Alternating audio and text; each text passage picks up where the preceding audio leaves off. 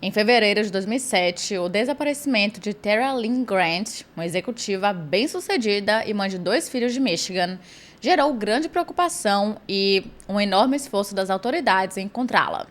Seu marido, Stephen Grant, reportou seu desaparecimento 5 dias após ela ter sido vista pela última vez, alegando que ela nunca retornou de uma viagem de trabalho. Depois disso, ele chegou a fazer diversas aparições na televisão, pedindo o retorno da esposa. Até onde as pessoas podiam ver, ele parecia apenas um maridão preocupado. Mas, à medida que a investigação ia se desenrolando, foi descoberto que Steven estava 100% envolvido no desaparecimento de Tara da forma mais sombria e bizarra possível.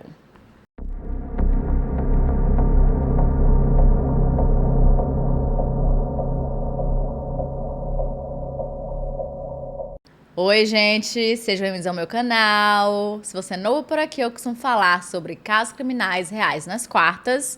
E em alguns domingos eu falo sobre outras histórias. Então, se você gosta desse tipo de conteúdo, não se esqueça de se inscrever e deixar o seu like, que é muito importante para a divulgação do canal. Principalmente se você faz isso logo no comecinho do vídeo. Tipo, literalmente agora. E caso você tenha uma sugestão de casos criminais, mitos, lendas ou basicamente qualquer tipo de história, incluindo creepypastas e contos de terror, é só enviar para o nosso formulário que tá aqui na descrição, que eu tento trazer o mais rápido possível. Mas para tirar logo o elefante no meio da sala, por que diabos eu desapareci por 3 semanas? Resumindo, para que não fique uma introdução mega longa, eu fiquei muito doente, eu tava tonta, tipo, absurdamente tonta, a ponto de que eu não conseguia levantar da minha cama, e também com a enxaqueca extremamente forte. E considerando que eu trabalho em frente ao computador, e que para gravar eu tenho várias luzes aqui na minha frente, isso se tornou uma tarefa impossível. Então, por pelo menos uma semana, eu literalmente fiquei vegetando, só existindo, sobrevivendo, quase morrendo. Dramática um pouco, talvez. E nas outras 2 eu tive que tomar cuidado, porque a tontura ainda estava muito forte. Então, se eu ficava muito tempo na frente do computador, eu ficava muito tonta, a dor de cabeça voltava e era impossível gravar algum vídeo. Eu melhorei semana passada, estou assim maravilhosa. Não estou 100% boa ainda, porque ainda estou fazendo tratamento. Para quem quiser saber, eu tenho vertigem. É algo meio que simples, não é nada de se preocupar. Mas eu preciso tomar um pouco de cuidado com a minha alimentação. Por exemplo, não posso tomar tanto café quanto eu gostaria. Alimentação e exercícios físicos. E claro, o medicamento que a médica passou. Mas não se preocupe, as próximas 2 semanas de vídeo já estão gravadas. Eu só preciso editar. E agora estou gravando esse especial do Dia dos Namorados, que era para ter saído na semana passada, no Dia dos Namorados. Mas como vocês sabem que eu gosto de um tema, eu não podia deixar passar batido. Então eu trouxe mesmo assim. Vamos considerar que hoje é o Dia dos Namorados. Então, para entrar na vibe mais romântica, conta aqui pra mim nos comentários como você conheceu o seu namorado ou me conte a sua grande história de amor. Namorado, namorada, companheiro, parceiro, enfim. Mas quando eu tô falando demais, chega de blá blá e vamos pra história de hoje.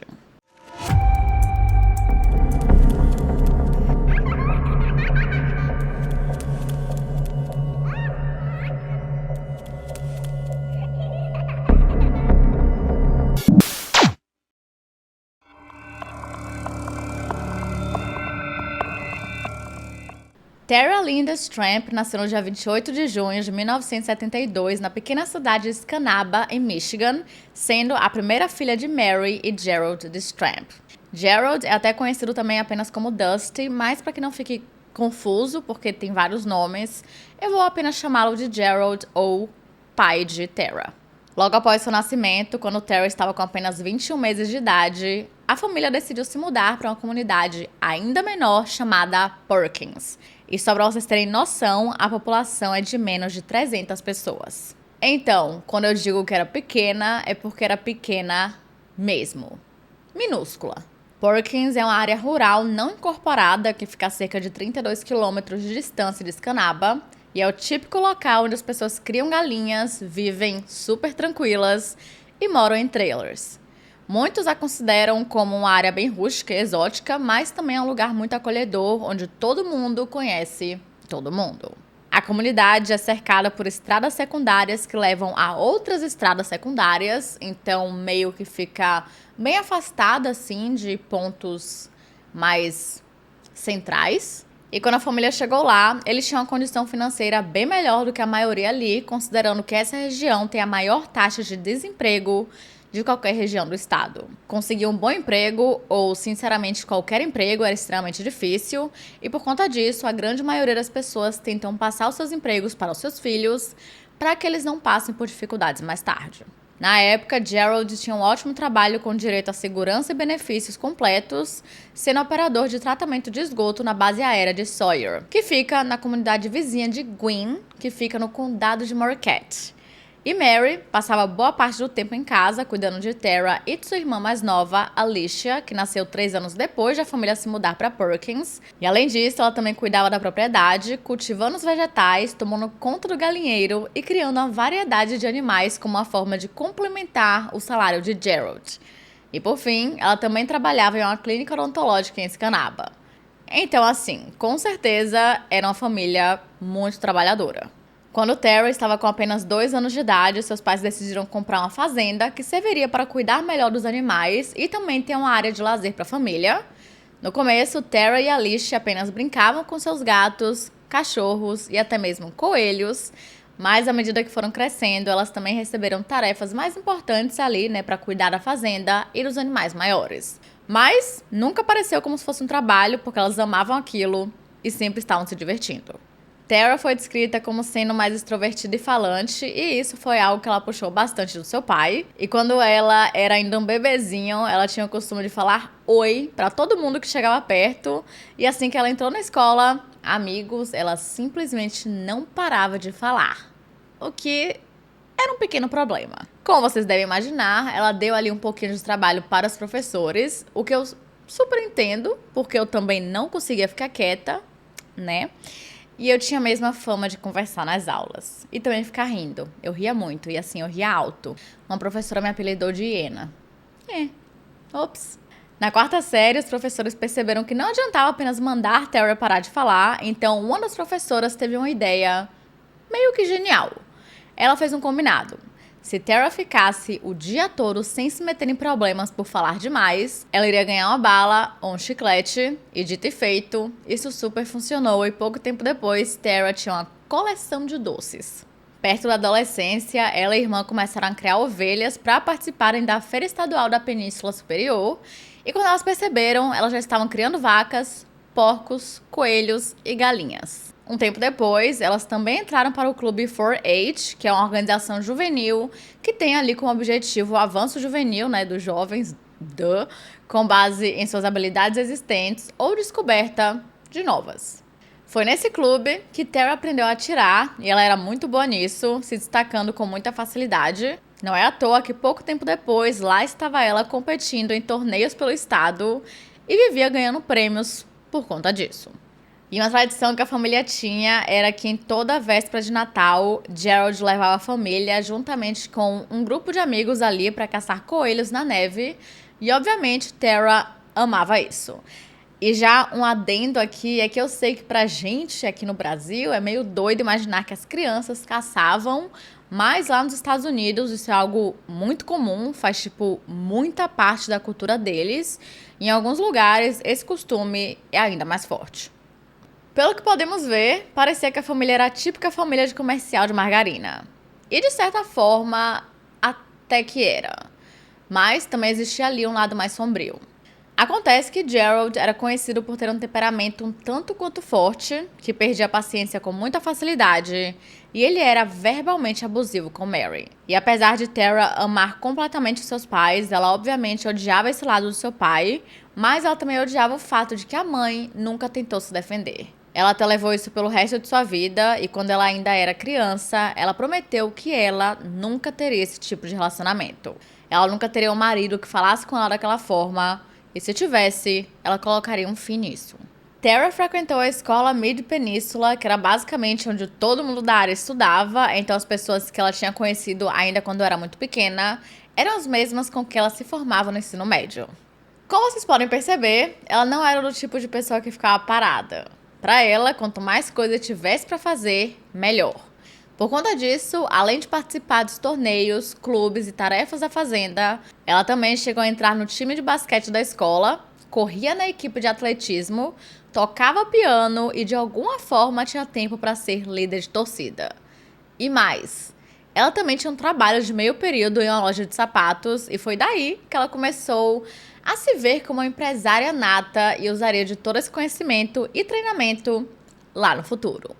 Claramente, o dia dela tinha 50 horas e eu queria que o meu também tivesse.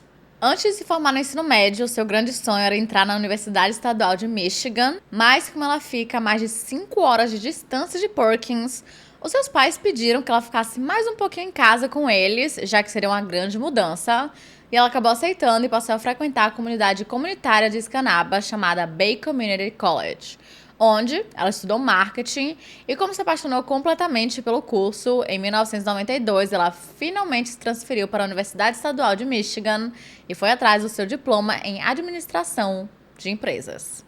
E assim, nada no mundo ia lhe impedir de conseguir a carreira que tanto queria e ter uma vida profissional incrível. Ela sempre teve esse espírito mais determinado e forte, e ela foi criada em um ambiente sem muitas restrições, em uma família que a fazia saber que ela podia sim fazer qualquer coisa que ela quisesse e sonhasse. E também de uma família muito trabalhadora, como eu falei pra vocês mais cedo. Nessa época, ela estava namorando um jovem chamado Jamie Hanson, que era um cara bem legal e bem bonitão, mas o relacionamento dos dois era daqueles que sempre ia e vinha o tempo todo, porque, querendo ou não, Tara ainda era muito jovem e ela estava na fase de se descobrir e iniciar, bem no comecinho ainda de começar ali, no caso, uma vida profissional. Então ela não queria nada muito sério por enquanto e não queria se comprometer a ninguém. Os dois tinham se conhecido lá atrás, no ensino médio, e desde então eles tinham esse rolo aí. E o grande problema deles é que enquanto Jamie amava a vida no campo e queria continuar na cidade pequena, Tara queria algo totalmente diferente. Ela queria muito mais que aquilo, ela queria conhecer novos lugares e preferia uma vida mais movimentada, digamos assim. E por conta disso, eles acabaram terminando em um certo momento. Um tempo depois, quando ela já estava na Universidade Estadual do Michigan, ela foi convidada para ser dama de honra no casamento de uma amiga. E foi lá onde ela conheceu um outro cara chamado Scott Severin. E os dois se deram bem super rápido e pouco tempo depois já estavam namorando. Os dois se conheceram no verão e como eles estavam de férias, estava tudo ótimo, eles estavam passando o tempo todo juntos. Mas em agosto, Scott foi para sua faculdade em Kalamazoo, enquanto Tara voltou para a sua.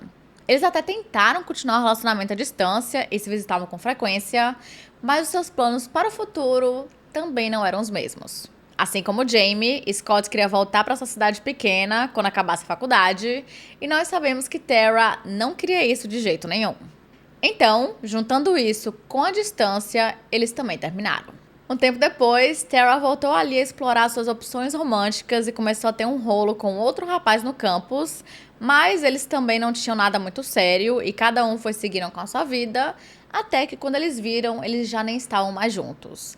Não foi uma situação de eles brigaram e terminaram, ou nem foi nenhuma situação de eles terminaram, na verdade. Foi apenas, ficante. Então, foi esse tipo de situação. Eventualmente, ela conseguiu um emprego de meio período em uma loja de roupas, mas depois de um certo tempo ali, ela percebeu que isso estava atrapalhando seus estudos. Então, ela se demitiu e no final de 1993, ela já estava quase no fim da sua graduação e mais do que pronta para iniciar a sua carreira de sucesso. Nessa época, ela estava morando na cidade universitária de East Lansing, que fica muito perto da faculdade, com apenas 10 minutos de distância de carro. E é basicamente o local perfeito para os estudantes, com direito a várias atividades e a proximidade dos dormitórios com o campus, além de ter todo o suporte inicial dos alunos para começarem as suas vidas profissionais. Mas claro, também tem ali, toda a parte da diversão, com diversos bares locais que oferecem cervejas muito baratas, restaurantes com preço também acessível e uma variedade enorme de cafés. E foi lá, em East Lansing, no verão de 1994, que Tara conheceu Stephen Grant. E eles se conheceram através de um dos colegas de quarto. Eles tinham acabado de se mudar de um apartamento que compartilhava com alguns amigos e estavam morando em um pequeno complexo chamado Oaks, com mais 2 amigas, enquanto Tara morava em um conjunto estudantil chamado Cedar Village com um antigo amigo de Stephen e uma outra amiga. Então, como tinha essa conexão desse amigo, quando o grupo saía à noite, estava todo mundo presente e, eventualmente, os dois se conheceram e meio que começaram a se tornar amigos. Só que assim, digamos que Tara não estava tão interessada quanto Stephen. Já Stephen, ele estava, digamos, determinado. Desde o primeiro momento que ele a viu, ele ficou instantaneamente atraído e quando ele a chamou para sair pela primeira vez, ela recusou, mas ele não desistiu. Tara era diferente de todas as outras garotas que ele já tinha conhecido, principalmente porque ela tinha vindo de uma comunidade muito pequena e rural, então ela tinha todo aquele charme do campo e ela sempre foi muito assertiva em tudo que dizia e fazia. Não é à toa que em todos os seus relacionamentos ela era quem comandava tudo porque ela sabia muito bem o que queria e nunca iria abaixar a cabeça pra ninguém. Nessa época, Stephen trabalhava no escritório do senador estadual Jack Faxon e depois que Tara descobriu isso, ela foi se interessando um pouquinho mais, afinal, ela sempre teve objetivos profissionais muito grandes e, querendo ou não, ela queria estar com alguém que tivesse o mesmo nível de ambição que ela. E Stephen vivia dizendo sobre o seu sonho de se tornar um advogado. Mas ele era um tanto quanto arrogante. Não era assim a pessoa mais agradável do mundo e ele odiava ouvir não. Exatamente por conta disso que quando Tara recusou seus avanços, ele ficou ainda mais interessado. Ele tinha certeza absoluta que tinha encontrado o grande amor de sua vida e ele não poderia desistir. E o principal motivo pelo qual Tara não aceitou o convite não foi nem porque ele era arrogante, porque ela achava isso até meio que divertido, mas foi porque a esse ponto ela e Jamie Hansen tinham meio que voltado. Mas ao mesmo tempo, ali no fundinho de sua mente, ela estava gostando da atenção, óbvio, né, de Stephen, mesmo que as outras pessoas não gostassem tanto dele assim. Só que como ela estava em um relacionamento e ela respeitava isso muito, ela nunca deu a ele nenhum sinal de que eles teriam alguma coisa e seguiu sua vida normal junto com Jamie. Mas quando ela e Jamie terminaram mais uma vez, Stephen aproveitou ali a oportunidade, a deixa e a convidou para sair e dessa vez ela aceitou. O grande ponto de virada no relacionamento veio algumas semanas depois, quando a avó de Tara morreu. Nesse momento, Tara e Jamie já estavam juntos novamente e Stephen simplesmente apareceu no funeral do nada, sem ser convidado. E mais, ele foi se apresentando a todo mundo como se ele fosse o namorado de Tara, sendo que isso era de uma mentira.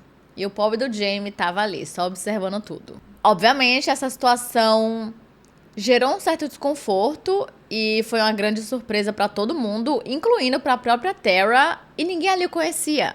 Então tava todo mundo tipo, quem diabos é esse cara aleatório? E tudo isso foi, no mínimo, constrangedor. Mas, enquanto a sua família e os outros membros da comunidade acharam aquilo esquisito e até mesmo desrespeitoso, Tara ficou impressionada com o fato de que ele tinha dirigido mais de 5 horas apenas para estar no funeral com ela. Ele até chegou a ser convidado para jantar com a família naquela noite, e eu acredito que foi mais por educação, e isso foi ainda mais esquisito. A Alicia, por exemplo, ficou chocada em como ele era arrogante e como a sua irmã parecia estar encantada por ele. Chegou um ponto que a situação estava tão bizarra que ele mesmo percebeu isso, né? Finalmente ele se tocou. E assim que acabou o jantar, ele dirigiu mais 5 horas e voltou para o seu dormitório. E querendo ou não, Tara viu aquilo como um grande gesto e como uma prova de que ele realmente estava interessado nela.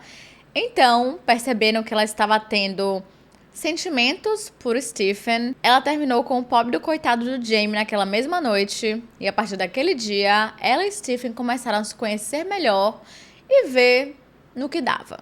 Pouco tempo depois, eles começaram a namorar e depois de alguns meses, eles decidiram morar juntos.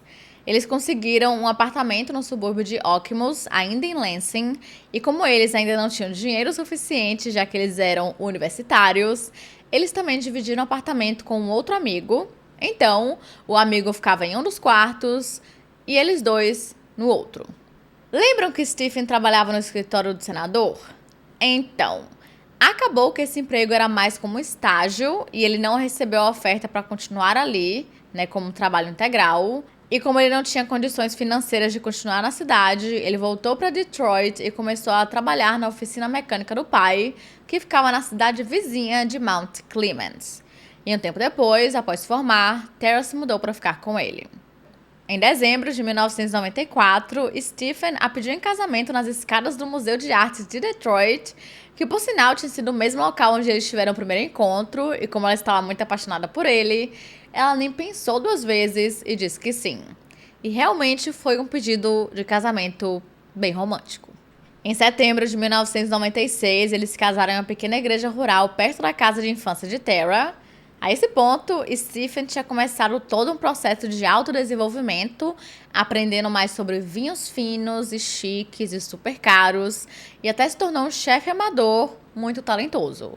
Então, mesmo ele não indo mais para a área política, ele ainda tinha grandes ambições e tanto ele quanto Tara estavam iniciando suas carreiras. Até onde todo mundo podia ver, eles eram o casal perfeito. E eu acredito que a esse ponto eles realmente eram.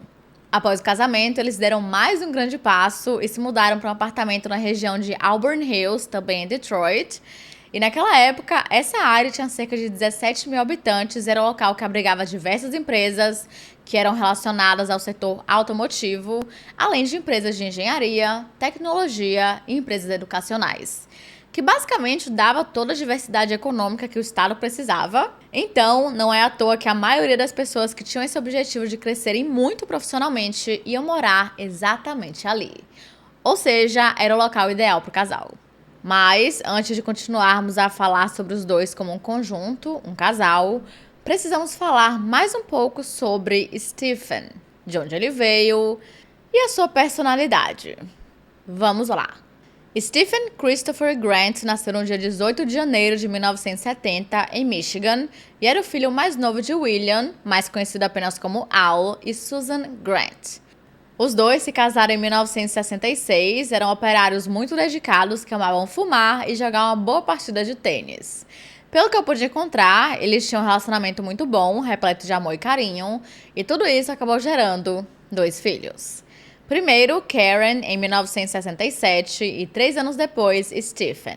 Além desses dois, ainda tinham os filhos de 4 patas, claro. Um poodle chamado Blackjack e um labrador fêmea chamada Princess. Al passou boa parte da sua vida trabalhando muito para que ele conseguisse dar uma boa vida para sua família, e todo o seu esforço valeu muito a pena, visto que ele conseguiu se tornar um empreendedor muito bem sucedido, onde ele trabalhava em uma empresa que fornecia ferramentas para a indústria automotiva e coisas relacionadas a isso. Porém, ele tinha um grande problema com bebidas e costumava ser o último cliente dos bares locais.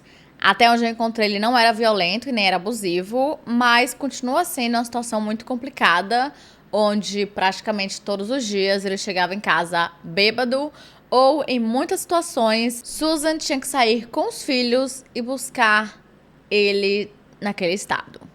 Em 1971, a família se mudou para Riverland Drive e 7 anos depois, em 1978, Susan decidiu largar Al por conta do seu problema com bebidas e por conta disso ele se mudou para um apartamento por perto. Mas pouco tempo depois eles já estavam juntos de novo e ele se mudou de volta para a casa da família. A esse ponto, Stephen estava crescendo e se tornando um garoto cheio de energia, que era extremamente curioso e tinha um amor pela diversão. Basicamente, ele se tornou uma criança que adorava se meter em problemas e não estava nem aí se ele arriscasse a sua vida ou a vida de outras pessoas apenas pela aventura. Como, por exemplo, ele costumava pegar o carro da mãe sem permissão, quando ele nem tinha tirado a carteira de motorista ainda, e ele nunca seguia uma única regra. Como seu pai era caçador, como eu falei, isso era bem comum, ainda é muito comum, na verdade, é uma cultura muito forte lá nos Estados Unidos. Ele costumava fazer os seus próprios cartuchos de espingarda em casa e os guardavam na garagem. E quando Stephen via isso, ele começou a se interessar pela coisa e sentiu que se o seu pai, um adulto, podia fazer isso, ele também tinha toda a liberdade do mundo para criar fogos de artifício. Por que não? Eu realmente não sei se os seus pais permitiam isso, mas eu meio que duvido por motivos óbvios. E isso nos leva a mais uma característica de Stephen. Ele adorava mentir. Isso claramente está se tornando, né, um tema recorrente aqui no canal. Se você assistiu os vídeos anteriores, você sabe muito bem disso. Para ele, a ficção sempre era 1000 vezes melhor do que a realidade, e com o tempo ele adquiriu um hobby que se tornou seu favorito: roubar. Ele tinha uns hobbies assim bem legais, bem tranquilos. É realmente complicado. Ele adorava entrar nas lojas dos shoppings locais e roubar uma garrafa de alguma bebida, qualquer bebida mesmo que ele nem gostasse da tal bebida. Ele apenas gostava da emoção que aquilo lhe dava. Não é à toa que assim que ele roubava, ele dava para os amigos para que eles aproveitassem aquilo. Ele também amava armas, o que não é nenhuma surpresa, já que ele cresceu vendo seu pai caçando, mas ele sempre teve uma regra muito importante de nunca machucar os animais, exceto durante a caça. Porém, ele não se importava nem um pouco se acabasse atirando ou machucando em alguns de seus amigos. Pois é, em 1984, Al e Susan se divorciaram definitivamente após 18 anos de casamento, e digamos que o processo foi bem complicado.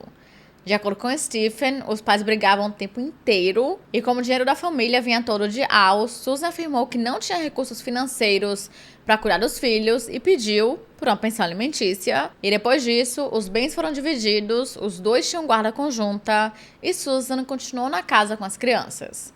Acreditem ou não, Al só foi ordenado a pagar $103 de pensão.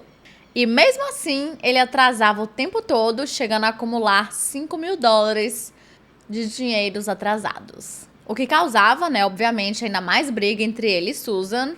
E definitivamente o clima na casa estava bem desagradável e, querendo ou não, isso acaba afetando, sim, muitas crianças que estão no meio desse fogo cruzado entre os próprios pais. Mas, surpreendentemente, Stephen conseguia ter uma vida tranquila na escola. Diferente do que vocês possam imaginar, ele era quieto e tímido, sempre ficando na sua. Ele frequentou a escola primária de Dresden, depois a escola secundária de Sterling e, por último, passou o ensino médio na Utica Ford High School. Ele também nunca participou de nenhum tipo de esporte e, diferente de Tara, ele não queria ter uma vida acadêmica muito completa. Ele apenas queria estudar, passar de ano e pronto. E isso porque na escola ele não aprendia coisas relacionadas aos temas que ele se interessava: armas, caças e fogos de artifício. Só coisa tranquila, graças a Deus. Mas ele sempre teve uma habilidade muito boa com as palavras, com a comunicação. Ele praticamente conseguia sair de qualquer problema apenas conversando com a pessoa, e era muito difícil ter uma conversa entediante com Stephen. Não tinha nem a possibilidade de ficar aquele silêncio constrangedor, porque ele sempre estava falando. O que para alguns era ótimo, mas para outros ele era o típico sabe-tudo. Pouco tempo antes de ele se formar no ensino médio, ele morou um tempinho com a mãe e o padrasto e logo em seguida foi morar com o pai na Groesbeck Highway, que fica perto de Riverland, em Michigan. Então, ele se matriculou na faculdade comunitária de Macomb, onde ficou de 1988 até a primavera de 1991. Só que como ele nunca chegou a escolher um curso específico e ficou apenas fazendo aulas soltas, ele nunca conseguiu seu diploma e começou a ter alguns empregos ali e outros aqui. Foi então que ele decidiu que queria se tornar um professor e, por conta de todo o seu amor pelo ar livre, corrida, boa comida e carros esportivos, ele foi ficando cada vez mais motivado a voltar para a faculdade e ir atrás da sua carreira profissional. Nisso, no outono de 1991, ele entrou na Universidade Estadual do Michigan e cursou História. Ele até tentou se inscrever na escola de educação, mas não foi aceito, e depois ficou de olho no direito. Mas, mesmo assim, a sua carreira não decolou. Ele estudou por 4 meses, se mudou para a cidade universitária e eventualmente conseguiu alguns empregos, sendo um em uma loja de bicicletas local que ficava bem em frente ao campus e outro na cozinha do restaurante Olive Garden. E claro, como um universitário assim, raiz, ele se jogou no mundão da diversão, sempre rodeado por cervejas e garotas. Se vocês acham que ele parou lá com a sua pequena vida de crimes, vocês estão enganados. Ele continuou roubando alguns lugares, inclusive a loja de bicicletas onde ele trabalhava. Em um certo dia, ele simplesmente pegou $20 do caixa, Mas como seu chefe viu tudo aquilo através de uma janela de vigilância, obviamente ele foi demitido na mesma hora. Nessa época, ele estava namorando com uma menina chamada Dina Hardy, que ele já conhecia desde os seus 7 anos de idade, mas em 1993 o relacionamento acabou terminando. Porém, se lembrem do nome Dina Hardy, porque ela vai aparecer um pouquinho mais na frente. Enquanto isso, Stephen descobriu uma outra vocação: política. E não demorou muito tempo até que conseguisse o estágio no escritório do senador estadual Jack Faxon. E o fato de ele ter toda aquela habilidade de comunicação e conseguir ser amigável quando queria, com certeza ele ajudou e ele realmente tinha um talento ali. Mas em 1994, quando o senador não foi reeleito, ele também perdeu o emprego e nunca mais conseguiu nada na área. Foi nesse mesmo ano que ele conheceu Tara Stramp. Depois que os dois se mudaram juntos, após Tara se formar, ela teve muita dificuldade em conseguir um emprego e Stephen super apoiou até que ela conseguisse alguma coisa. E pouco tempo depois, ela conseguiu um trabalho em uma firma de engenharia chamada Morrison Knudsen, que hoje em dia é conhecida apenas como Washington Group International, que fica na cidade de Troy, em Michigan. Mesmo que ela fosse inexperiente, afinal era o seu primeiro emprego, então é de se esperar que ela seja inexperiente, os outros funcionários perceberam que ela tinha um potencial gigantesco. Tara sempre foi muito focada em seus objetivos, era determinada. Além disso, ela tinha toda a personalidade de uma líder e rapidamente ela já tinha sido promovida para tempo integral e estava super empolgada para aprender cada vez mais e se infiltrar no mundo corporativo. Porém, enquanto Tara não parava de crescer profissionalmente, Stephen estava estagnado. Ele não conseguia encontrar nenhum emprego muito bom e continuou na pequena oficina do pai, apesar de ter um salário legal. E pouco tempo depois, ele e Tara se estabeleceram no apartamento que eu falei em Auburn Hills. Mesmo depois desse tempo todo, os amigos de Tara ainda não gostavam dele, principalmente porque ele era super arrogante e porque agora ele não estava tão ambicioso como ele era, que tinha sido exatamente o motivo pelo qual Tara tinha se interessado por ele. Mas, querendo ou não, ela o amava muito e o defendia com unhas e dentes. Em 1997, os dois conseguiram comprar sua primeira casa. Eles tinham passado os últimos anos economizando dinheiro e agora precisavam de um lugar maior. A nova casa era uma casa térrea de tijolos vermelhos com 2 quartos que ficava no subúrbio de Utica. E 3 anos depois, em novembro de 2000, eles tiveram a primeira filha chamada Lindsay. Agora que a família estava crescendo, o casal sentiu a necessidade de se mudar novamente para uma casa maior, onde eles poderiam ter mais filhos. Foi então que eles compraram uma casa na rua Westridge, em Washington Township, em Michigan. E assim, essa área é bem luxuosa. Eu tava ali navegando pelo Google Maps, com direito a várias casas chiques e mega caras. Basicamente são meio que mansões. Os Grant estavam mais do que financeiramente muito bem e o que mais atraiu o casal para essa cidade era toda a área verde presente, com direito a florestas, trilhas para ciclismo e corrida, um enorme campo de golfe, lagos e vários outros lugares para explorar. Era o lugar perfeito para cuidar os filhos e também tinha tudo que Stephen sempre sonhou. E o segundo e último filho do casal, chamado Ian, nasceu em novembro de 2002. Obviamente, Tara estava trabalhando muito para conseguir dar uma vida muito boa para a família e o seu salário chegava a 6 dígitos. Quer dizer, no caso, o salário anual, tá? Calma. E mesmo que ela viajasse bastante, às vezes ela conseguia levar Stephen com ela e os dois podiam conhecer o mundo juntos. Porém, quando os filhos nasceram, essa dinâmica teve que dar uma certa mudada. Stephen sempre odiou o fato de Tara ficar tanto tempo longe de casa e ser deixado para trás, pelo menos depois que os filhos nasceram, porque antes ele não se importava tanto assim, entendeu? Ele estava aproveitando ali junto com ela tudo que ela estava conseguindo. Mas depois, ele passou a viver dizendo para os amigos que sentia muita falta da esposa, o que é super compreensível, mas a carreira dela não parava de crescer. Em 2003, ela foi nomeada gerente de sistemas e em 2006 veio a maior oferta da sua vida, onde ela passou a ter um cargo em tempo integral em Porto Rico, com um salário de $168 mil por ano. Além disso, ela também foi aceita em um programa na empresa que era mais voltado para os melhores funcionários que aspiravam a alcançar a alta gerência, ou seja, ela começou a viajar mais do que nunca. Mas mesmo assim, mesmo passando tanto tempo longe, ela era uma mãe incrível e muito dedicada. Ela sempre estava de olho em tudo o que estava acontecendo e fazia o melhor para que seus filhos tivessem uma boa educação. Por exemplo, quando ela descobriu que a escola de Lindsay não tinha aula de espanhol, ela mudou a filha de escola no intuito de que a filha tivesse contato com outras culturas e outras línguas.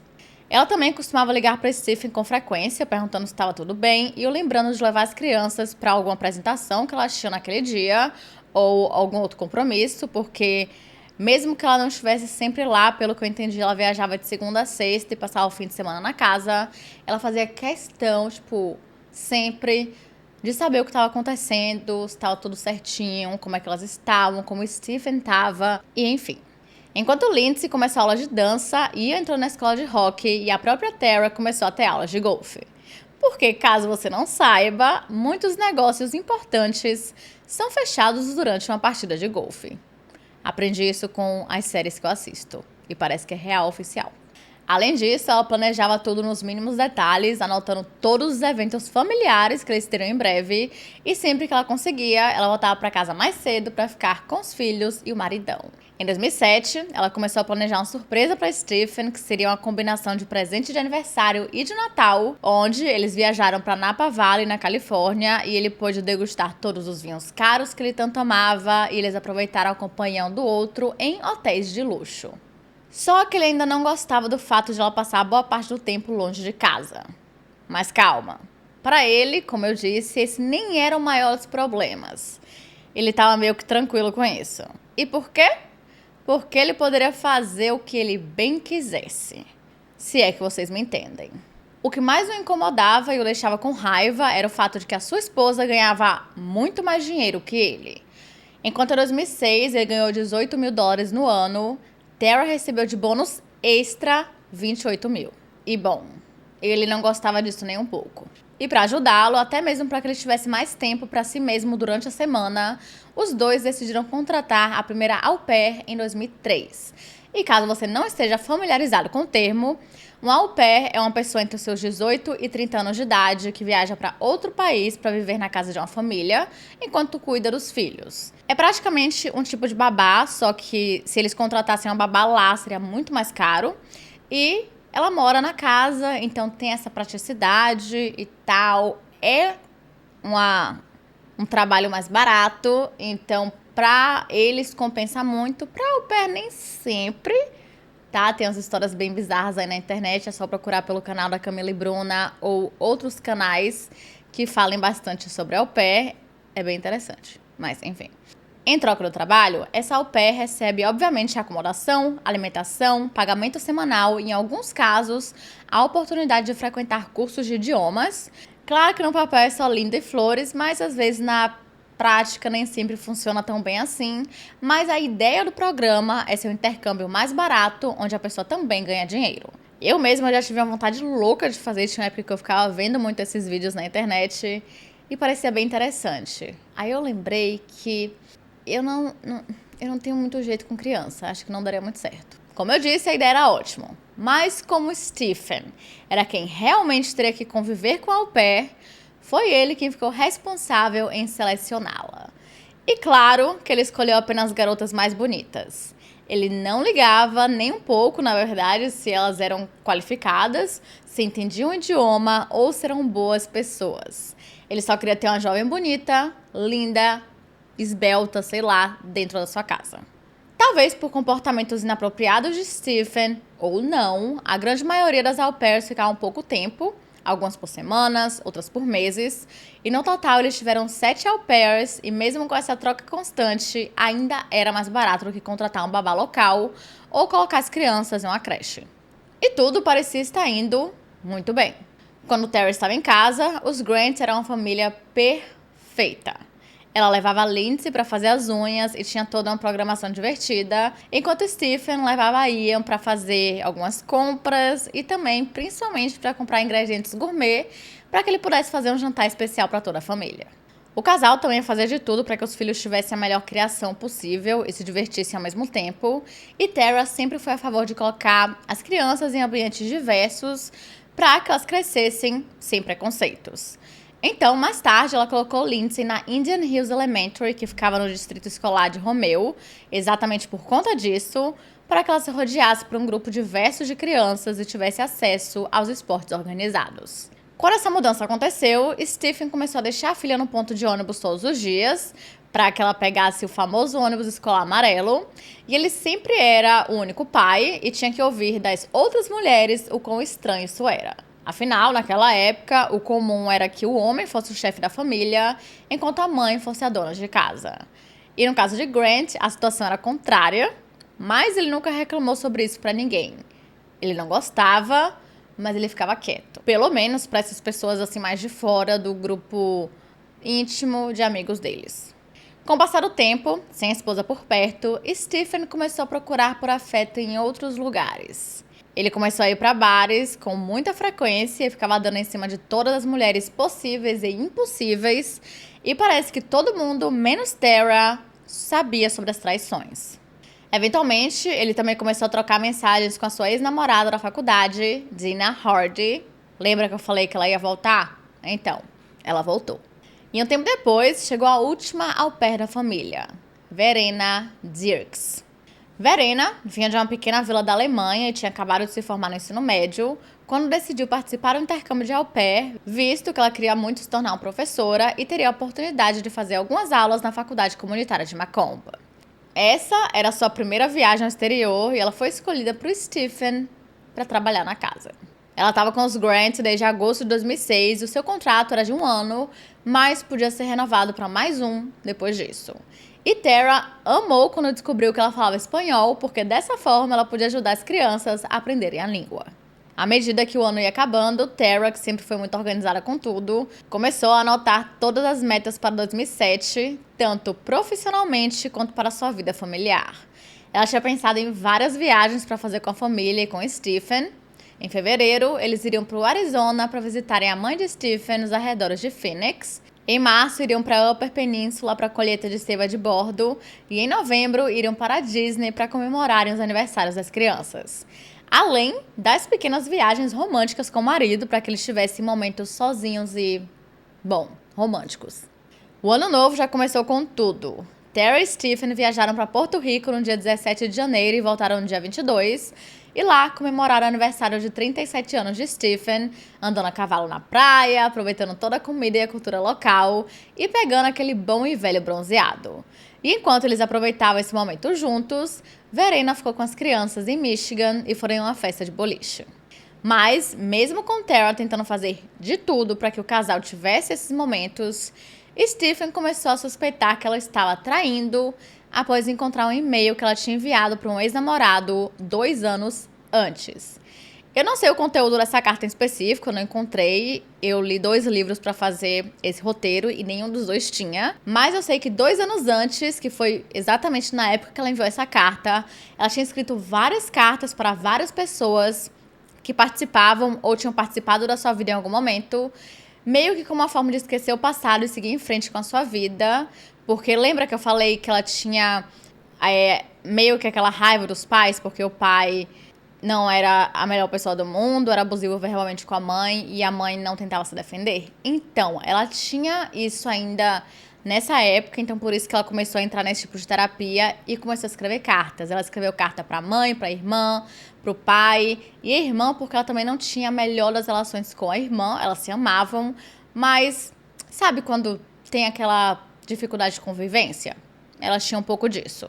Então, eu acredito que tenha sido nesse sentido de tentar fazer paz consigo mesma e meio que dar um fechamento, considerando que nunca foi provado que ela tinha nenhum caso com nenhum ex-namorado. Ou com ninguém. Depois de encontrar a carta, o que Stephen fez? Ao invés de conversar com a sua esposa, ele foi conversar com Verena, a au pair que não tinha nada a ver com seus problemas. Mas piora. Primeiro, porque ele era um grande de um hipócrita, considerando que ele ainda estava trocando cartas com a sua ex-namorada, Dina, e até tentando marcar encontros com ela. E segundo, porque em outro dia, após esse desabafo com Verena, ele simplesmente foi até o quarto dela e disse que ela era muito bonita e que ele queria dormir com ela. Obviamente, ele disse isso com palavras mais explícitas, mas eu não tô muito afim de ser desmonetizada. Lembrando que ele estava com 37 anos de idade e ela tinha acabado de sair do ensino médio. Nessa época, ela tinha 18 ou 19 anos, o que é maior de idade, mas continua sendo esquisito, tá? Apesar dessa cena bizarra, Verena teve um mix de emoções. Ela se sentiu assustada com tudo aquilo, mas também se sentiu uma certa excitação. Mas sabendo que ele era casado, ela mudou de assunto na mesma hora e começou a falar das crianças. Só que com o passar dos dias, os dois começaram a conversar sobre tudo. Eles passavam horas e horas apenas conversando sobre suas vidas pessoais, problemas da vida e seus pensamentos mais íntimos, onde Stephen não perdia nenhuma oportunidade de elogiar Verena a qualquer momento, chegando até a falar das suas pernas. E, eventualmente, eles começaram a ter um caso. Praticamente todos os dias, o dia todo, ele ficava ali mandando mensagens, mas toda vez que Tara voltava para casa, que era nos fins de semana, Verena viu o quão incrível ela era e começava a se sentir culpada por fazer o que estava fazendo, mesmo pensando que Tara traiu o marido, já que tinha sido isso o que ele tinha lhe dito. E não, eles não pararam com o caso. Só pra vocês terem noção, em um dos dias em que eles estavam conversando, ele disse que a amava. Obviamente, ela não disse de volta e, sinceramente, eu nem acredito que ele a amava de verdade. Eu acho que isso era apenas uma forma de manipulação para que ela ficasse quieta e não falasse para ninguém o que eles estavam fazendo, ou apenas para mantê-la por perto. Por volta da mesma época, Stephen também começou a pensar, a ter certeza, na verdade, da onde não sei, vozes da cabeça dele, de que Tara também estava tendo um caso com seu chefe, que por sinal era bem mais velho que ela. Ele até a confrontou sobre isso diversas vezes e em todas elas, ela dizia que eles só tinham uma relação profissional e nada mais. Mas por algum motivo, Stephen não acreditava nisso. Talvez ele estivesse tentando encontrar um motivo para justificar o que ele estava fazendo e acabou ficando obcecado com essa teoria. Bem obcecado. No dia 8 de fevereiro de 2007, Tara acordou por volta das 6h30 da manhã em Porto Rico e estava super animada para ver os filhos no dia seguinte. Mais tarde, enquanto se preparava para embarcar no avião de volta para casa, ela fez algumas ligações para Stephen e para os escritórios da empresa em Cleveland e em San Juan. E em algum momento, a sua irmã, Alicia, tentou lhe ligar uma vez, mas como Tara não atendeu, ela deixou uma mensagem de voz. Por último, ela conversou com o escritório do RH do Washington Group International no Alabama. E ao pousar em sua conexão em Newark, ela conversou com uma amiga do trabalho. E às 6 horas da tarde, enquanto esperava o próximo voo, ela ligou de volta para a irmã e as duas conversaram por mais ou menos 40 minutos. Foi durante essa conversa que Tara lhe disse que ela e Stephen estavam em caminhos profissionais muito diferentes e que ela não aguentava mais e queria terminar o relacionamento. Durante esse mesmo dia, ela e Stephen conversaram bastante e, segundo ele, eles ficaram discutindo, tendo brigas por conta da agenda de viagens de Tara. E quando ela chegou em casa, eles continuaram brigando sobre o mesmo assunto.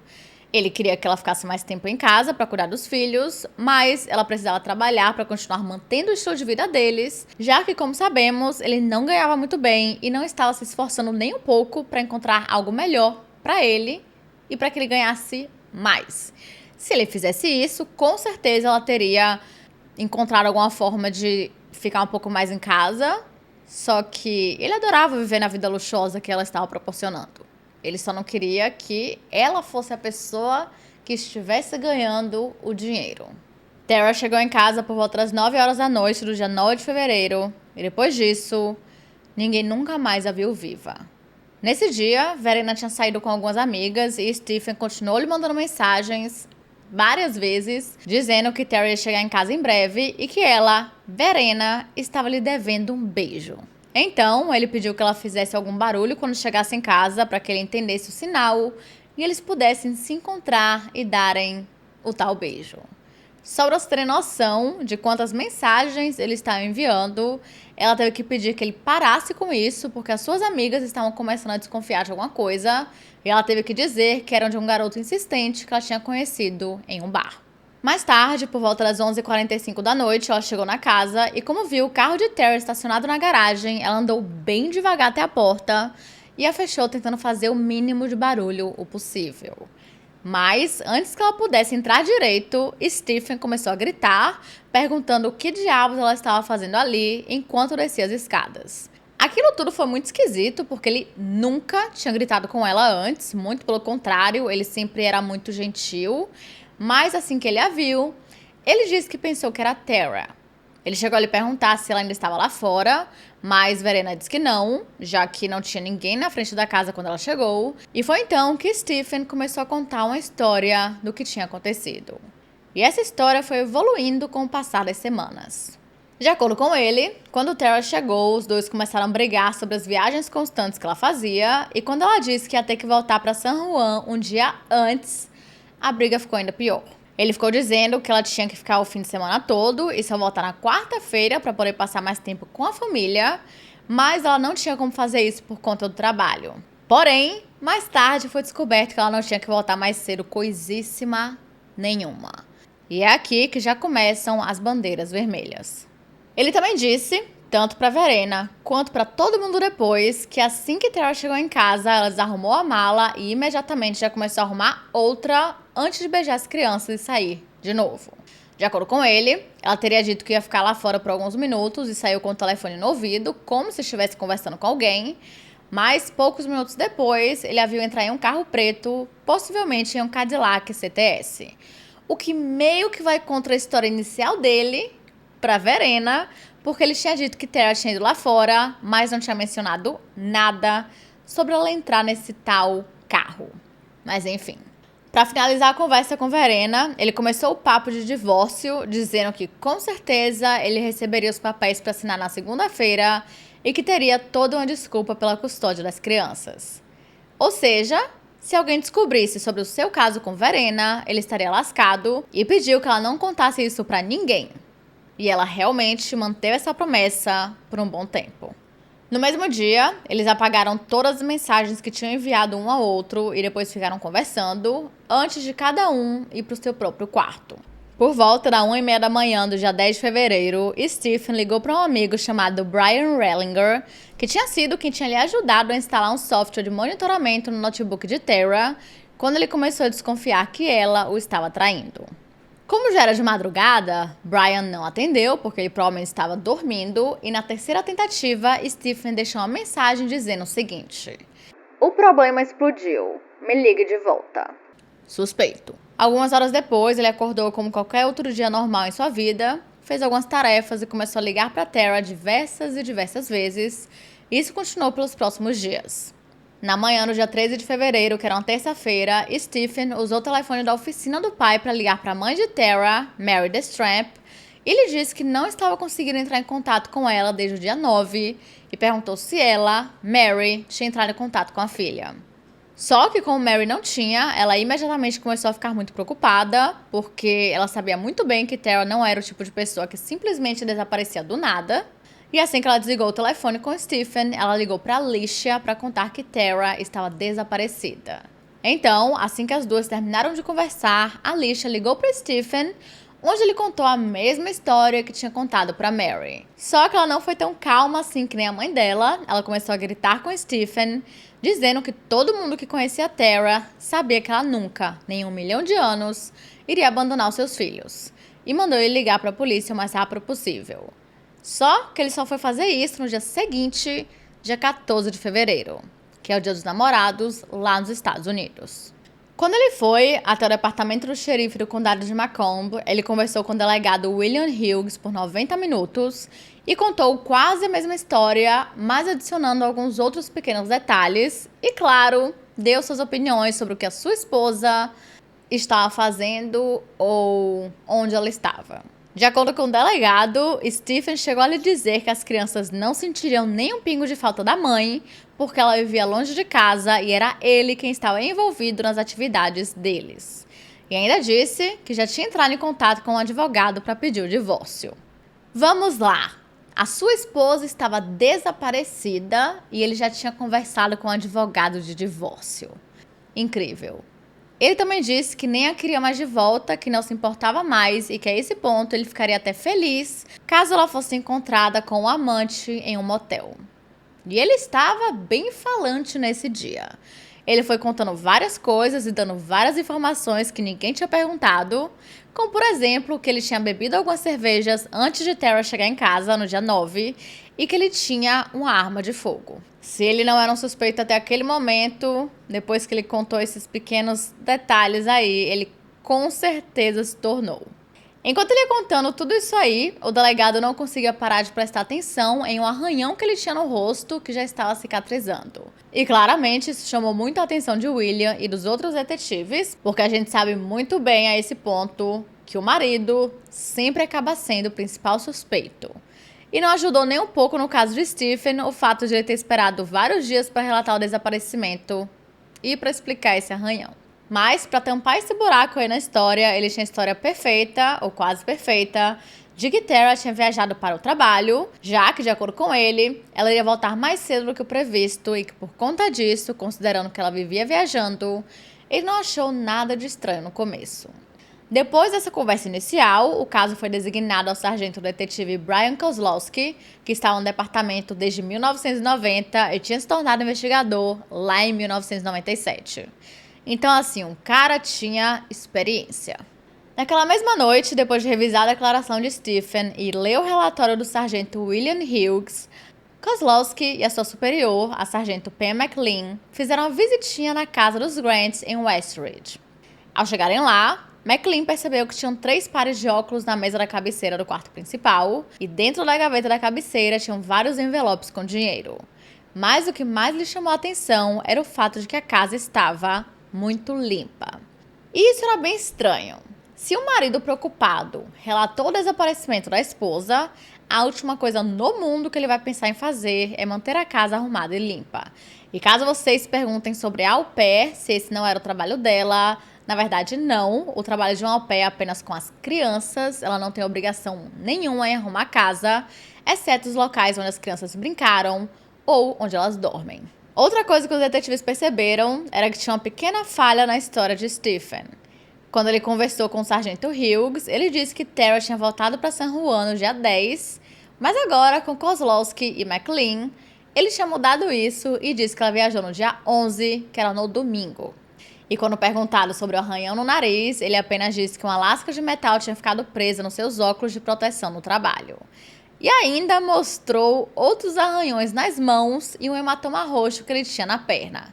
Essa parte ele não explicou, mas eu duvido que tenha tido a ver com o metal que estava preso no óculos dele. Tudo estava tão esquisito e tão mal explicado que os detetives começaram a suspeitar do caso imediatamente. Nada fazia o menor sentido e eles começaram a investigação rastreando os planos de viagem de Tara. E foi aí que eles descobriram que tinha um assento marcado em um voo para San Juan no dia 12, que era na segunda-feira, e não no dia 10 ou no dia 11, como Stephen tinha dito. Literalmente, nada comprovava que ela tinha realmente voltado mais cedo para lá. Os registros telefônicos também foram analisados e a última ligação no celular de Tara terminou às 10 horas e 5 minutos da noite do dia 9 de fevereiro, mas eles não pararam por aí. Eles ligaram para 12 serviços de carro na área e nenhum deles tinha buscado ou deixado Tara em lugar nenhum. Com todas essas informações que iam completamente contra a história de Stephen, os detetives decidiram ficar de olho nele e logo após a primeira visita na casa, policiais começaram a passar rotineiramente em frente à propriedade e poucos dias depois, tinha um carro disfarçado seguindo Stephen o tempo todo. O questionamento feito no dia 14 de fevereiro deixou ele tão assustado que ele foi procurar por um bom advogado e após conversar com algumas pessoas e fazer uma bela de uma pesquisa no Google, ele escolheu um advogado renomado e muito caro de Detroit chamado David Graham. Por volta do mesmo período, a polícia descobriu que Stephen estava dirigindo com a sua carteira suspensa e, por conta disso, ele foi preso e mantido por 6 horas, enquanto os detetives tentavam interrogá-lo sobre Tara. E, na verdade, essa tática é bem comum quando a polícia já tem o seu suspeito no caso, mas ainda não possuem evidências para que a pessoa seja mantida sob custódia policial, então eles procuram outro motivo para prender essa pessoa, nem que seja por algumas horas. Nesse caso, isso não ajudou, porque Stephen apenas ficou dizendo que não tinha nada a ver com o desaparecimento da esposa e que nunca seria capaz de machucá-la de alguma forma. E claro, ele já tinha um advogado muito bom, que em poucos minutos já estava na delegacia. No dia 16 de fevereiro, a polícia ligou para Verena e perguntou se eles poderiam falar com ela, mas ela disse que naquele dia precisava cuidar das crianças e não teria tempo. Algumas horas depois, a sua conselheira na agência de au pair chamada Sue Muraski lhe disse que por conta do desaparecimento de Tara, ela teria que sair da casa dos Grant imediatamente e ser colocada em outra família ou até mesmo voltar para a Alemanha. Mas quando Stephen soube sobre isso, ele ligou para Sue e pediu que Verena ficasse pelo menos mais uma noite, dizendo que precisava de ajuda, e como ela permitiu, essa acabou sendo a última noite em que Verena e Stephen dormiram juntos. E quando eu digo dormir, na verdade a última coisa que eles fizeram foi dormir. No dia seguinte, 17 de fevereiro, Verena saiu da casa e foi para o escritório do xerife junto com Sue Muraski, onde conversaram com o sargento Kozlowski, e ela pôde contar sua versão do que tinha acontecido na noite do desaparecimento de Tara. E quando Kozlowski perguntou se ela tinha um relacionamento íntimo com Stephen, ela disse que não. Ela decidiu mentir porque, até esse momento, ela ainda acreditava em tudo que Stephen tinha lhe dito, gostava dele e queria protegê-lo. Ela até chegou a dizer que ele era um ótimo pai e marido, mas admitiu que era muito improvável que Tara ficasse tanto tempo assim sem falar com os filhos, porque ela ligava literalmente todos os dias para conversar com eles. Não fazia o menor sentido que ela simplesmente tivesse ido embora sem falar tchau ou qualquer outra coisa. Alguns dias depois, Verena teve que voltar para a Alemanha e Stephen vivia lhe ligando, dizendo o quanto a amava e perguntando se ela sentia o mesmo. Naquele final de semana, ele aproveitou toda e qualquer oportunidade que tinha para falar com os repórteres. A quantidade de jornalistas interessados em cobrir o caso era gigantesca, então tinham muitos e as perguntas vinham o tempo todo e em todos os lugares. Ele conversava com os repórteres e com as equipes de televisão em estacionamentos, no próprio escritório do xerife ou no celular. O negócio estava frenético e ele estava adorando cada segundo dos seus 15 minutos de fama. No início, essas conversas eram focadas, obviamente, no caso, mas depois de algumas semanas ele queria falar mais sobre si mesmo, sobre seus hobbies, caça, cortes de cabelo ou até mesmo outras notícias do momento.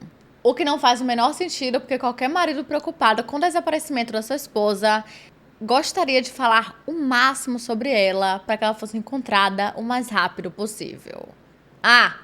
E ele chorava bastante. Definitivamente ele usou assim todas as suas habilidades de atuação e o homem merecia um Oscar. A facilidade com que ele conseguia chorar era realmente impressionante. Enquanto ele participava de todo esse circo, a tarefa do seu advogado David Grimm em protegê-lo se tornava cada vez mais difícil, visto que Stephen ignorava todas as suas instruções, principalmente quando ele falava para ele ficar longe da mídia. No meio tempo, Dina Hardy, a sua ex-namorada, com quem ele continuava trocando e-mails, estava lendo todas as histórias sobre o desaparecimento de Tara e quanto mais ela lia, mais chocada ela ficava. Então, ela começou a ler e reler as suas trocas de e-mails com Stephen e após conversar com um amigo jornalista, ela decidiu ir até a polícia e falar sobre isso. No dia seguinte, esses e-mails já estavam impressos nas primeiras páginas dos jornais locais, mas Stephen foi lá se defender. Claro! Ele disse que essas mensagens tinham sido trocadas com uma amiga de mais de 30 anos, que sim, tinham tido um passado, mas ele achava que tinha essa liberdade de brincar com ela. Detalhe, que ele vivia escrevendo que Tara era traidora e falava coisas horríveis sobre ela. Eu não sei que tipo de brincadeira é essa, mas quem sou eu para julgar, não é mesmo? E lá estava ele novamente dando entrevistas no mesmo dia. Na semana, dia 18, a temperatura da cidade começou a esquentar bastante e isso fez com que a neve fosse derretendo. Coisas que poderiam ter permanecido, não sei, escondido sobre ela, começariam a surgir. E Stephen se viu em um grande problema e ele teve que agir rápido. Durante o intervalo de almoço do dia 23 de fevereiro, ele foi até o escritório do xerife e entregou 2 laptops que os detetives tinham pedido. E no dia seguinte, a polícia começou uma busca no parque Stony Creek, que fica a apenas 7 minutos de distância da casa dos Grant. A equipe era composta com 150 delegados, oficiais de reserva e guardas florestais, que se reuniram às 8 horas da manhã no estacionamento de uma escola local chamada Powell Middle School. E essa busca foi tão grande que teve até auxílio de helicópteros, policiais montados e cães farejadores. Mas nada foi encontrado. Pelo menos não naquele dia. 4 dias depois, no dia 28 de fevereiro, uma mulher chamada Sheila Werner acabou encontrando uma coisa. Enquanto ela recolhia o lixo ao longo da estrada de Mount Vernon, que era paralela ao Stony Creek Metro Park, ela encontrou um saco plástico. Ela achou aquilo bem estranho, então Sheila pegou o saco e levou para casa, tomando muito cuidado para não mexer no que tinha dentro, e o colocou dentro de uma geladeira da garagem para preservar o conteúdo ao máximo. O que, assim, gênia perfeita. Acontece que ela sabia muito bem sobre o caso de Tara, porque saía no jornal todos os dias, e ela não queria atrapalhar uma possível evidência, e na mesma hora ela ligou para a polícia.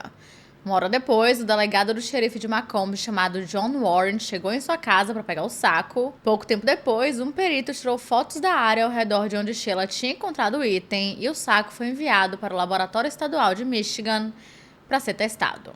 Dentro dele tinham vários outros sacos, um saco amassado da loja de conveniência 7-Eleven, um saco Ziploc menor e um par de luvas de borracha viradas ao avesso. E no fundo do saco tinha uma certa quantidade de sangue que foi provado ser sangue humano. Então, no dia 2 de março, o sargento detetive Brian Kozlowski começou a escrever seu depoimento para obter um mandado de busca para acessar a casa de Grant. E enquanto os mandados estavam sendo preparados, outra equipe de delegados estava lançando uma busca na área do Stony Creek Metro Park, perto da árvore onde Sheila Verner havia encontrado o saco ensanguentado. Mas, assim como na busca anterior, nessa eles não tinham encontrado mais nada. Enquanto tudo isso estava acontecendo, Stephen estava assim, pleno, dando várias entrevistas. Em uma delas, ele chegou a dizer que ele era uma mãe muito melhor do que Tara e que, na verdade, ele era a mãe da casa. Se as crianças precisassem de, sei lá, alguém para levá-las para natação, aula de balé, escola, enfim, ele quem as levava. O que, sinceramente, querido, é assim, a sua obrigação, entendeu? Você é o pai, independente de se Tara ajuda ou se Tara não ajuda. O certo seria os dois ajudarem. Mas como você não estava assim dando muito financeiramente, você acabava tendo que precisar trabalhar um pouco mais como um pai. Desculpa, galera, fiquei um pouco estressada. Esse caso, ele me deixa um pouco estressada, muito estressada. Tô nervosa. E ele chegou a dizer o seguinte: alguns membros da família dela disseram na mídia o quanto ela amava os filhos e como ela tentava voar de volta para participar de suas atividades. Mas isso não é verdade. Não consigo lembrar de uma vez em que ela fez isso. Pra ser honesto, por mais estranho que pareça dizer isso, eu era a mãe perfeita, não Tara. Isso poderia até ser verdade, porque ele realmente era um pai muito bom e estava sempre presente, mas sua esposa estava desaparecida. E você estava falando mal dela e, sinceramente, isso é loucura. Nem mesmo Chris Watts estava falando mal da esposa dele nas entrevistas que ele dava. Ele pelo menos fingia que ele se preocupava. Stephen Grant, nem isso. Ele não estava preocupado em encontrá-la, ele estava apenas aproveitando ali toda a atenção e tentando difamá-la para que ele se tornasse a vítima, o que ele não era. Uma hora depois, quando ele chegou em sua casa após essa entrevista, 3 carros de patrulha pararam e informaram que uma busca ia acontecer em sua casa, e como ele não tinha opção, ele disse que tudo bem. Nisso, ele entrou em casa, pegou a coleira e o cachorro da família, chamado Bentley, e foi dar uma volta. Isso tudo foi gravado pela equipe de TV que estava na propriedade e ele simplesmente foi se afastando cada vez mais até desaparecer. Eu não preciso nem dizer pra vocês o tamanho desse erro feito pela polícia. Eles estavam ali investigando um suspeito, o maior suspeito, e simplesmente o deixaram sair de buenas. Mas nunca em 1 milhão de anos eles poderiam imaginar o que acabariam encontrando dentro da casa. Até aquele momento, eles queriam apenas ter acesso ao computador da casa e pronto. A esse ponto, os detetives tinham sim 100% de certeza de que Tara, infelizmente, já estava morta, porque eles sabiam que ela era muito focada no trabalho, amava muitos filhos e não tinha nenhuma possibilidade de que ela tivesse fugido assim do nada, mas eles ainda não tinham nenhuma evidência de que Stephen era o responsável pelo que quer que tivesse acontecido com ela. Quando os investigadores entraram na casa, tudo parecia normal, nada fora do lugar e parecia que aquela seria uma busca bem entediante. Palavras dos investigadores, não sou eu que estou dizendo. Até que, alguns minutos depois, um dos detetives que estava ali só olhando a casa, dando uma volta e tal, não tinha muita coisa para fazer, ele sugeriu que eles olhassem a garagem, que era um local que eles ainda não tinham olhado ainda. E quando ele desceu, imediatamente ele percebeu que tinha um recipiente de armazenamento, um container verde de marca da Rubbermaid, com alças vermelhas e uma tampa azul, abarrotado no meio de um monte de coisas perto da parede. A primeira vez que os detetives tinham entrado naquela garagem foi a primeira vez que foram conversar com Stephen em sua casa, lá no dia 14 de fevereiro. E como o local estava meio bagunçado, era impossível saber se aquele recipiente/container já estava ali antes ou não. Então, o detetive pediu ajuda para abri-lo e lá dentro tinha um saco de lixo preto. Dentro, outro saco de lixo preto. Dentro, mais um. Até que eles chegaram até o quarto saco. E dentro desse tinha uma coisa diferente. No começo, os detetives acharam que poderia ser carcaça de veados, que por si só já era muito esquisito, mas, segundos depois, eles perceberam que tinha muito sangue dentro do saco. E quando finalmente o abriram por completo, eles se depararam com a pele com aparência opaca e estranhamente branca. E mais estranho que isso, era que essa pele estava usando um sutiã. Aquilo não era uma carcaça de veado, e sim o torso de Tara Grant. O choque foi enorme para todo mundo e agora não existiam dúvidas de que Stephen Grant tinha matado a sua própria esposa. Mas lembram que eles tinham deixado que ele saísse da propriedade? Então, além de terem que se preocupar com essa mega evidência, eles também tinham que encontrá-lo. Vamos então falar um pouquinho sobre os passos de Stephen após sair da casa com o cachorro. Alguns minutos depois, ele ligou para um amigo chamado Michael Zanugo, que morava ali por perto, alguns quilômetros assim de distância.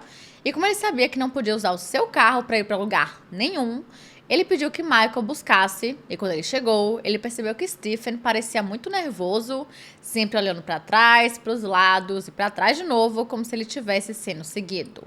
E Stephen até tentou pedir o carro de Michael emprestado, mas ele disse que não podia porque era o carro da empresa, mas disse que podia emprestar a sua caminhonete pessoal que estava em sua casa. Então, os dois foram até a casa de Michael, e Stephen e o seu cachorro entraram na caminhonete, que era um Dodge Dakota Sport Quad Pickup, e foram embora. Depois disso, ele foi visitar a irmã em uma igreja local, onde conversou com seus filhos rapidinho e pediu a chave da casa da irmã emprestado, para que ele pudesse deixar o cachorro lá enquanto resolvia algumas coisas. Mas a esse ponto ele já tinha um plano. Ele iria tirar a própria vida. Após deixar o cachorro na casa, ele dirigiu pela Interestadual 75 Norte até a Interestadual 69 Sul, em direção a Lansing, enquanto bebia muito e misturava alguns medicamentos. Ele parou em uma farmácia chamada Major, na Lake Lansing Road, em East Lansing. Depois foi para outra no subúrbio de Okemos, onde comprou uma variedade estranha de itens, sendo algumas lâminas de barbear, uma garrafa de Tylenol, um bloco de notas, cartões telefônicos, um celular descartável, um marcador preto e uma pequena pistola de brinquedo de plástico. O seu plano era pintar a arma falsa com marcador preto para parecer que era de verdade, e quando os policiais chegassem, ele iria apontar a arma falsa para eles e seria morto a tiros, sendo que os policiais achariam que ele realmente estava armado. Com o plano pronto, ele voltou para a caminhonete e continuou dirigindo para o norte, pegando estradas secundárias e isoladas. E quando anoiteceu, ele parou em um caixa eletrônico e sacou $500 para comprar mais um Jack Daniels e um pote de 1 litro de sorvete. Em algum momento, ele ligou para a irmã para ter notícias dos filhos e fez 2 ligações para Verena. Ele até ligou para o próprio advogado e pediu que ele dissesse aos seus filhos que os amava muito. E David Green tentou até convencê-la a não tirar a própria vida, mas ele viu que aquela já era uma batalha perdida. No fim, Stephen dirigiu até um lugar chamado Wilderness State Park, que fica em frente ao Lago Michigan e à Baía de Sturgeon, perto da cidade de Harbor Springs, na rodovia estadual 119, mais conhecida como Túnel das Árvores, que para ele era o local perfeito para tirar a própria vida. E isso porque aquela região, aquele local ali, era um local onde ele ia com bastante frequência com Tara e os filhos para se divertirem, e ele tinha muitas boas memórias por ali. Durante uma das ligações com Verena, ele contou que durante a briga com Tara, ela tinha lhe batido, e como resposta, ele a empurrou. Seria dessa forma que ela teria morrido, e por fim, ele pediu desculpas pelas mentiras. Porém, ele ainda estava mentindo. Ao ligar para a irmã, ele contou onde estava e imediatamente ela ligou para a polícia com medo do que ele poderia fazer. E poucas horas depois, ele foi encontrado e levado para o hospital por volta das 7 horas da manhã. Primeiro, ele foi levado para a sala de emergências e depois foi para a unidade de terapia intensiva, onde foi algemado à cama com a solução intravenosa de aquecimento e também várias coisas para tratar a sua hipotermia. E assim que ele melhorou, amigos, os investigadores leram seus direitos e ele foi preso na mesma hora. No começo, ele até relutou em confessar, mas pouco tempo depois ele contou absolutamente tudo e confessou o assassinato e desmembramento de Tara Grant. Um pequeno detalhe: ele não tinha mais um advogado. Após aquela ligação que Stephen tinha feito para David Grimm, ele pediu demissão e saiu do caso, citando diferenças irreconciliáveis, porque até ele sabia a esse ponto que Stephen era 100% culpado. Enquanto isso, a polícia teve a terrível missão de procurar pelas outras partes do corpo de Tara no Stony Creek Metro Park, e alguns dias depois, mais de 100 policiais vasculharam a área e encontraram as mãos, pés e pedaços de pele de Tara espalhados pela neve. Algumas horas depois, mais adentro da floresta, eles encontraram a sua cabeça. E até hoje, algumas partes não foram encontradas. Então, vamos falar sobre o que aconteceu no dia do crime, de acordo com Stephen Grant. E também nos dias seguintes. Na noite do dia 9 de fevereiro, Tara teria chegado em casa e imediatamente ele começou a gritar com ela, mas como ela não respondeu, ele desceu as escadas para falar, pessoalmente ali, e viu que ela estava com fone de ouvido. E por algum motivo, isso o deixou com ainda mais raiva e decidiu subir as escadas para o quarto. E quando Tara viu que ele estava pistola, ela o seguiu para ver o que estava acontecendo. E foi nessa hora que os dois começaram a brigar. Em algum momento, Tara tentou sair do quarto e parar a conversa, mas ao invés de deixá-la sair, Stephen a agarrou pelo pulso e a puxou. E na mesma hora, Tara lhe deu um tapa na cara e ele retribuiu o tapa. Nesse momento, eles estavam na frente do banheiro da suíte principal e foi esse tapa que lhe deu o tal arranhão que ele tinha no rosto. A briga ficou tão séria que ele a bateu com tanta força que aparentemente ela caiu e bateu a cabeça no chão. Mas, como ela ainda estava consciente, ela começou a gritar com ele, dizendo que ia levar os seus filhos embora e que ele iria ficar sem casa. E quando ela tentou se levantar, ele começou a estrangulá-la até a morte. Alguns minutos depois, ele percebeu que ele realmente tinha feito e que com certeza a sua vida iria mudar completamente. E foi então que ele começou a pensar na história que contaria às pessoas. Detalhe que tudo isso aconteceu enquanto seus filhos estavam na casa e provavelmente dormindo. Até hoje não sabemos o quanto eles ouviram e até mesmo se chegaram a ver a mãe sendo assassinada, o que sinceramente eu espero que não e eu acho que não. Agora, Stephen tinha um problema ainda maior. Ele precisava tirar o corpo dali, porque ele sabia que Verena poderia chegar a qualquer minuto. E para isso, ele enrolou um cinto ao redor do pescoço de Tara e arrastou escada abaixo até a garagem. Porque, de acordo com ele não conseguia carregá-la e a escondeu no porta-malas da sua caminhonete. Pouquíssimos minutos depois, ele ouviu Verena chegando em casa e foi aí que ele inventou toda a história de que Tara tinha ido pro lado de fora da casa enquanto estava no telefone, após ele dizer que teria que voltar mais cedo para San Juan. 2 dias depois, ele chegou à conclusão de que teria que desmembrar o corpo da esposa para que fosse mais fácil de transportá-la para outro local. E foi isso que ele fez no dia 11 de fevereiro na oficina do próprio pai, chamada USG Babbitt. Em seguida, ele enrolou as 14 partes do corpo em sacos de lixo e os colocou em um container de 28 galões que ele colocou em sua garagem por enquanto. No dia seguinte, dia 12, ele começou a pensar em outro local para descartar os restos mortais e um tempo depois ele dirigiu até o sul de Mount Vernon e foi espalhando os pedaços de Tara, enterrando seu torso na neve. Mas ele ainda estava decidindo o local definitivo e ficou mudando as partes de lugar diversas vezes e eu fico impressionada como ninguém viu nada. Ele até desenterrou o torso em plena luz do dia e o enterrou novamente em uma parte mais dentro da floresta. Mesmo assim, ele continuou preocupado com o torso por ser a maior parte e por conta disso ele continuou mudando de lugar várias vezes. No dia 24 de fevereiro, ele já estava completamente paranoico, achando que seria preso a qualquer momento.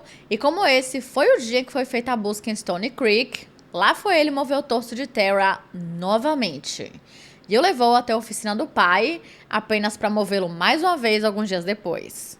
Como a gente sabe, no dia 28 de fevereiro, aquele saco foi encontrado pela moradora local, e isso provavelmente o deixou enlouquecido das ideias e ainda mais paranoico. E no final da tarde do dia 1º de março, ele decidiu colocar o torso de Tara no container que ele tinha na garagem, pelo menos até que ele encontrasse um local definitivo. Porém, isso nunca aconteceu, porque tudo isso aconteceu apenas um dia antes da busca em sua casa. E a gente sabe muito bem o que eles encontraram e o resto vocês já sabem.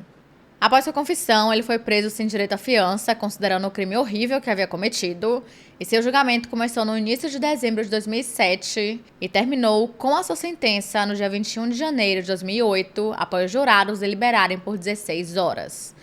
Ele foi considerado culpado de homicídio em segundo grau, que é quando o crime não foi premeditado.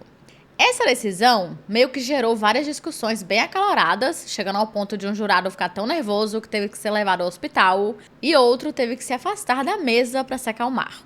No fim, o juiz decretou uma sentença de 50 a 80 anos de prisão e, com isso, o julgamento foi oficialmente encerrado. Antes do julgamento, algumas conversas entre Stephen e a sua irmã Kelly foram tornadas públicas.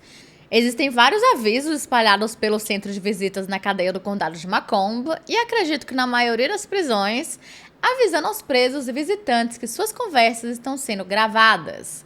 E também estão sendo gravadas as conversas dos prisioneiros durante suas ligações a cobrar para fora da prisão. Ou Stephen e sua irmã Kelly nunca notaram os avisos, ou eles ficaram tão empolgados em falarem coisas terríveis que se esqueceram desse pequeno detalhe, nessa pequena coisinha assim bem insignificante.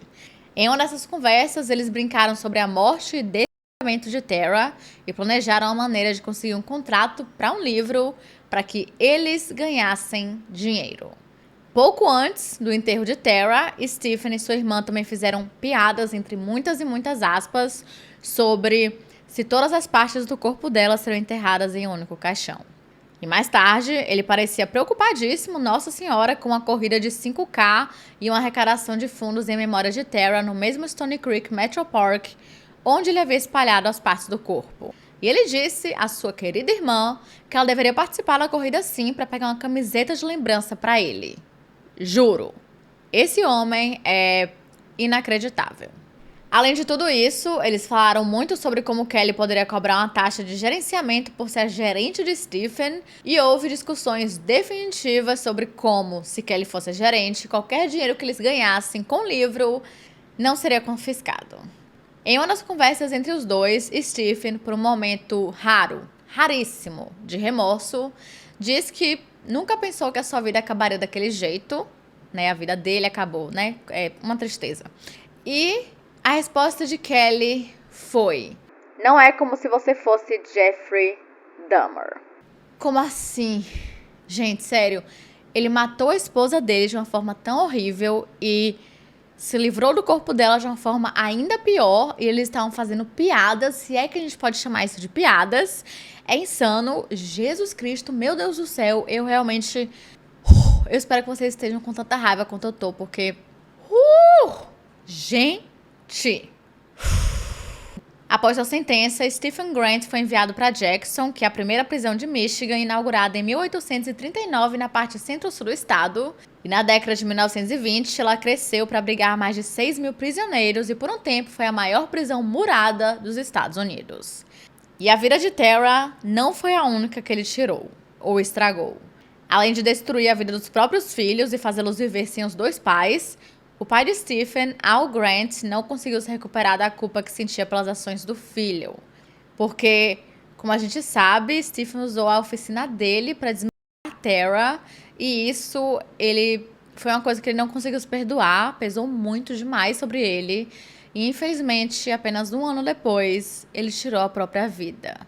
E adivinha a reação de Stephen? Ele apenas disse: merdas acontecem. É incrível que nem com o próprio pai ele tinha o mínimo de respeito.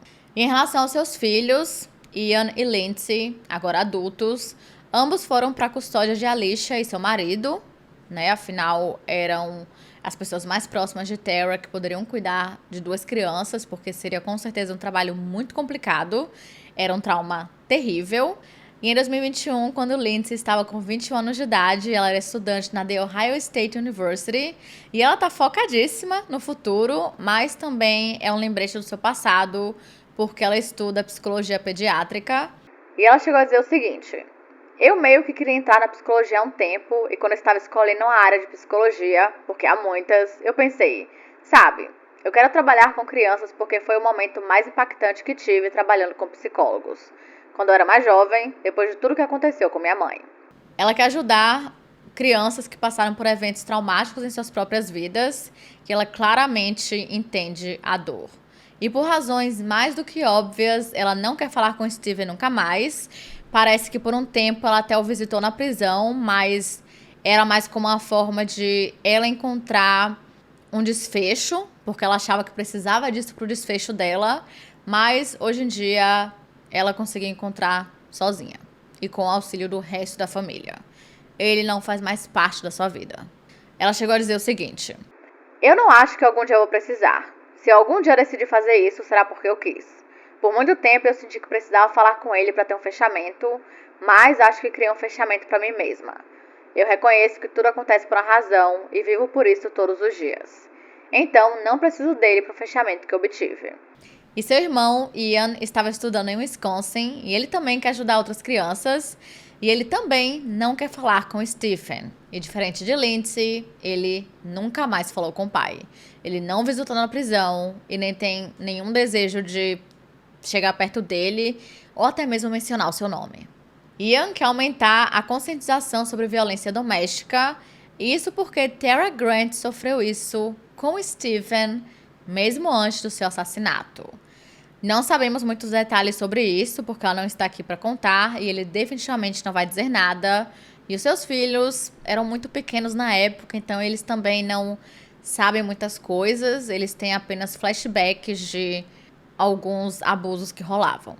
E só podemos esperar que Stephen Grant passe o resto de sua vida apodrecendo dentro de uma cela de prisão. E é isso, gente. Esse foi o nosso retorno ao nosso canal, programação aqui oficial. Não se esqueçam de se inscrever e deixarem o seu like, que é muito importante para a divulgação do canal. E caso você tenha uma sugestão de casos criminais, mitos, lendas ou basicamente qualquer tipo de história, é só enviar para o nosso formulário aqui na descrição que eu tento trazer o mais rápido possível. Em relação aos membros, eu abri, mas tem só 2 pessoas, então eu vou deixar só mais um mês para ver se entra alguém. E aí a gente vê se a gente começa com conteúdos por lá, que provavelmente serão apenas lives no começo e a gente vai vendo como é que isso vai progredindo com o passar dos meses. Mas eu tenho algumas ideias, mas nesse momento eu não consigo colocá-las em prática, então seriam realmente só as lives. Iria pegar mais sugestões dos membros, poderia dar parabéns para os membros, algumas coisas assim. Então eu vou dar mais um mês para que a gente consiga atrair essas pessoas. E se em um mês a gente não tiver um pouquinho mais, aí eu acho que eu vou fechar os membros, porque, né, não sei, vamos vendo. Mas enfim, até o próximo vídeo.